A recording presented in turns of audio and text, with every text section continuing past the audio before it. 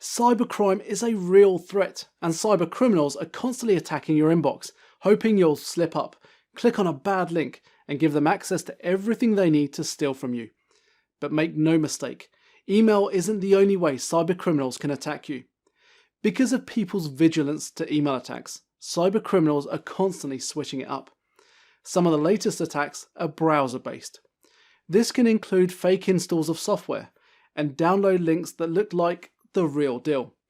That's why it's important to look out for this type of scam and have the right security in place to protect you, as it's sometimes too easy to be tricked.